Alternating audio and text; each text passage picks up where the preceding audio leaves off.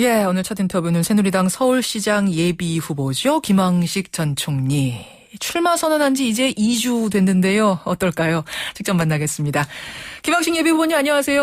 네, 안녕하세요. 2주. 직접 현장 뛰어본 소감이 어떠세요? 예. 어렵고 힘든 일입니다. 몸은 고단하지만은 예. 또 한편으로는 마음은 가볍고 또 즐겁기도 합니다. 뭐가 제일 힘드십니까? 네. 뭐가 제일 힘드세요?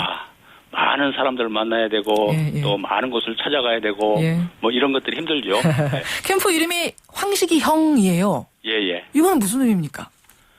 예. 제가 캠프 이름을 그렇게 지은 줄 몰랐습니다. 모르셨어요? 예. 그런데 예. 우리 캠프 구성원들이 예. 제가 아주 권위주의적이고 딱딱한 줄 알았더니 막상 만나보니까 너무 친근하다 해서 소탈하다 해서 아마 그렇게 이름을 붙였습니다. 그런데 제가 어릴 때부터 후배들한테 늘 황식이 형 이렇게 들었기 때문에 매우 친숙한 이름이어서 아주 잘 지은 이름이라고 생각합니다. 네. 이제 젊은이들과 소통을 하기 위해서 어떤 젊은 이미지로 좀 바뀌어가고 있는 이런 과정들이 보이는 김황식 예비 후보입니다. 근데 김 예비 후보님. 예.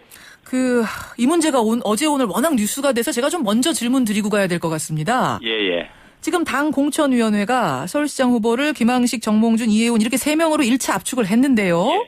예. 여기서 한 명을 더 컷오프 시켜서 1대1 구도로 가느냐 마느냐 이거를 고민 중에 있답니다. 예. 이 구도 동의하십니까?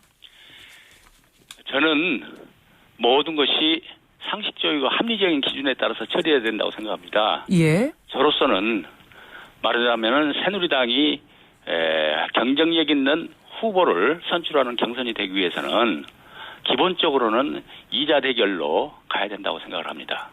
2자 대결로 가야 한다. 예. 그런데 상식적으로 경선 붐 흥행 위해서는 한 명이라도 더 경쟁하는 삼각구도가 유리한 것 아니냐 이런 의견도 있는데요. 그건 저는 그렇게 생각지는 않습니다. 오히려 경쟁력 있는 후보 두 사람이 1대1로 붙어서 집중 토론을 거쳐서 선택을 하는 것이 저는 오히려 더 경쟁력 있는 후보를 선출하는 과정이라고 생각합니다. 그렇게 생각하시는군요. 그런데 이해운, 정몽준 두 후보는 이 두 명으로 압축하는 식으로 바꾼다면 그건 경선 원칙을 깨는 것이다. 이렇게 되면 경선이 무산될 수도 있다라는 식의 경고도 하는데요.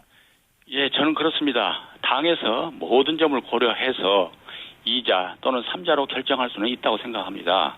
그러나 당에서 정하는 원칙 기준에 따라서 할 것이지 다른 사람들이 어떤 이유로든지 반발한다는 이유만으로 그 원칙이나 기준을 흔들어서는 안 된다고 생각합니다. 오히려 지금 당에서 정하는 그것이 원칙이다 이런 말씀이세요? 저는 2자 대결 구도가 저는 더 원칙에 합당하다고 생각을 합니다. 그런데 이제 다른 후보들 얘기를 들어보면은 4년 전 서울시장 때도 여론조사 1~2% 나오는 사람까지 끝까지 갔다. 대통령 선거 때도 한두 자리 가지고도 끝까지 간 후보들도 있는데 이번에는 왜 이러는지 모르겠다. 바로 예전에 했던 그것들이 원칙이다라는 주장을 하는데요. 이번에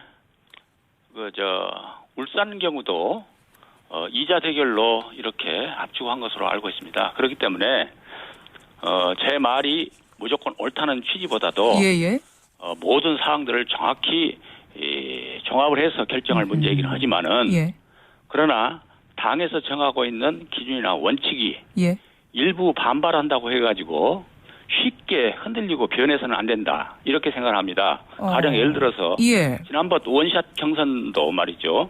그 순회 경선 취지에 비추어 보면은 그때 투표를 하고 하는 것이 옳을 겁니다. 그렇지 않으면은 선거인단이 2번 이제 출석해야 되는 참가해야 되는 문제가 생기는 등 문제가 있지만은 그러나 일부 후보가 반발한다고 해가지고 절충해버리는 이런 식으로 해나가면은 말하자면은 원칙과 중심이 없이 흔들리는 그러한 경선 관리라 이렇게 지적할 수밖에 없습니다. 그렇게 확고한 생각을 가지고 계시는군요. 그런데 이제 상대 경쟁 후보들은 이런 얘기합니다.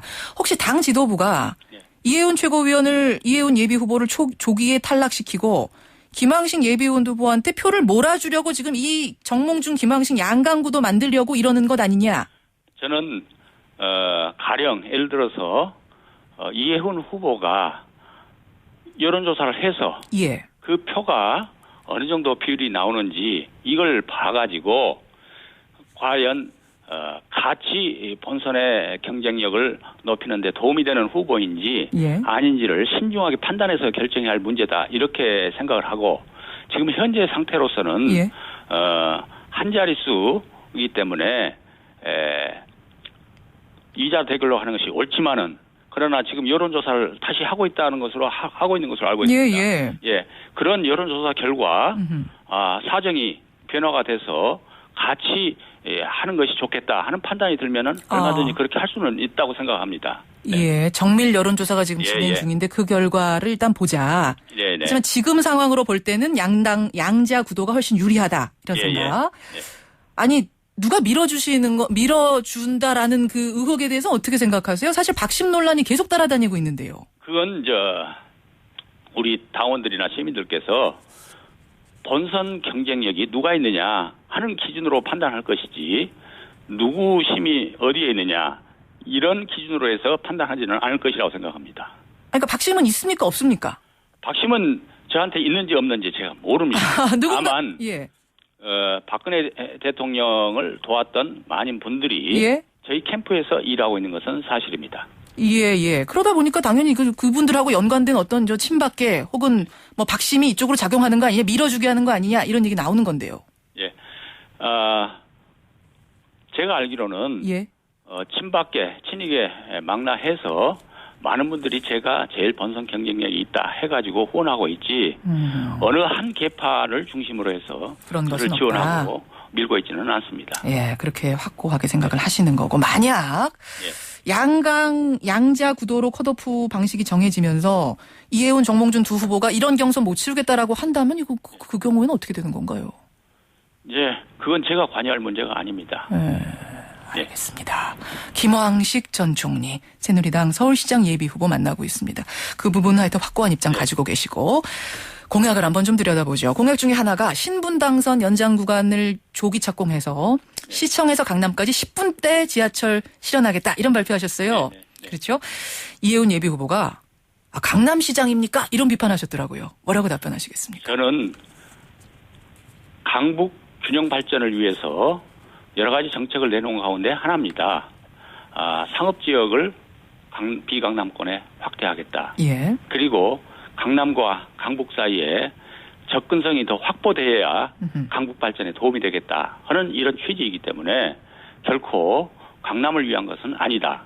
어디까지나 시청에서 강북인 시청에서 강남을 이야기한 거지 역도 마찬가지입니다만은 강남에서 시청을 중심으로 한 생각은 아닙니다. 강북에서 강남으로 연결시켜서 일체가 돼서 발전할 수 있도록 하자는 그런 취지이고요. 그리고 모든 규제를 타파해서 비강남권의 발전을 도모하겠다. 뭐 이런 내용입니다. 방점이 그러니까 강남에 찍혀 있는 게 아니라 시청에 찍혀 있다. 강북에 찍혀 있다 이런 말씀이세요. 그러고 보니까 강북 스타일 얘기도 하셨어요. 서울을 강북 스타일로 만들겠다. 이건 또 무슨 얘기인가요? 아시다시피 강남은 뒤늦게 개발이 되는 과정에서 아주 체계적으로 도시계획이 되고 발전되어 왔습니다. 강남이 강북에 대해서 비교 우위를 갖고 있는 이런 현실하에서 강북 지역을 보다 경쟁력 있고 세련된 지역으로 발전시킬 필요가 있어서 저는 그것을 강북 스타일로 이름을 붙이고 강남권에 못지않는 강남권과 더불어 균형 발전할 수 있는 그러한 강북을 만들겠다는 취지로 그와 같은 이름을 붙여봤습니다. 그 강북 스타일 그런 구상 가운데 뭐 좀 우리가 피부로 와닿을 만한 어떤 구체적인 게 있다면 하나 소개해 주실 수도 있을까요? 말씀드린 바와 같이 우선 지역 경제가 활성화되고 모든 인프라가 더욱 갖춰져야 됩니다. 결국은 도시 경쟁력을 갖춰주는 문제인데 아까 말씀드린 바와 같이 상업 지역을 확대하고 그리고 쉽게 10분대 연결하고 그리고 강북 지역에 많은 관광객들이 오는 그곳에 호텔, 강북 도심 터미널 그리고 컨벤션 센터 등 이런 복합적인 큰 시설을 갖추어서 그 중심적인 역할을 할 수 있도록 하는 것이 강북 지원 정책의 한 내용입니다. 그렇군요. 지금 호텔 얘기하셨으니까 제가 생각이 났는데요. 사실 요즘 규제 완화가 화두로 떠오르면서 논란되고 있는 것 중에 하나가 경복궁 옆에 고급 호텔 건립하느냐 마느냐, 인사동에 고급 호텔 짓느냐 마느냐 요 문제입니다. 예. 경복궁 옆에가 거기 뭐 고궁이기도 하지만 옆에 학교도 있거든요. 예. 정부는 규제 완화 차원에서 고급 호텔 허용하려고 하고 예. 현 서울시는 반대하고 있고 김항식 예비 후보가 서울시장이라면 어떻게 하시겠습니까? 예. 저는 불합리한 규제는 혁파를 해서 특히 관광을 서비스 사업으로 육성하고 있는 우리 입장에서는 예. 필요한 것이라고 생각합니다. 아, 규제 완화 필요하다? 네네. 그런데 아무리 유해시설 없는 호텔만 허용한다고 해도 예. 5성급, 뭐 7성급 이런 고급 호텔에 술집 없는 게 말이 되느냐. 그건 어떻게 하다 보면 당연히 들어갈 거다. 이런 얘기들 하시던데요. 예. 그런 부대 시설들은 한번 생각해 보십시오. 호텔 안에 예. 밖으로 노출되지 않는 그와 같은 식당이나 또는 경우에 따라서는 바 같은 것이 과연 어떤 유해한 환경을 조성하는지 예전과는 사고를 달리해야 됩니다. 대한민국 미래를 위해서는 예. 불합리한 규제를 반드시 타파해야 된다 이렇게 생각을 합니다. 그리고 안에 있는 김대중 노무현 정부 때도 예. 규제 개혁을 계속해서 방점을 두고 추진해온 그런 사안들입니다. 예, 규제 완화, 호텔 짓는 것도 허용하는 쪽으로 가야 된다라는 말씀. 알겠습니다. 시간이 별로 없습니다만은 한 가지만 질문드리죠. 김항식 예비 후보가 서울시장 후보 되면은 서울시장 선거에 MB 심판론 등장할 거다. 이 얘기에 대해서 짤막하게 답변 주시겠어요? 예, 저는 노무현 대통령이 대법관으로 임명을 했고요. 예? 네. MB 대통령 때 감사원장과 국무총리를 지냈습니다. 그와 같이 누구 정부 하에서 일했느냐 이런 문제보다도 내가 무엇을 했고 어떤 책임질이 있느냐 이런 쪽에서 평가 판단돼야 된다고 생각합니다. 여기까지 말씀을 듣도록 하죠. 김항식 예비 후보님 고맙습니다. 네, 안녕히 계세요.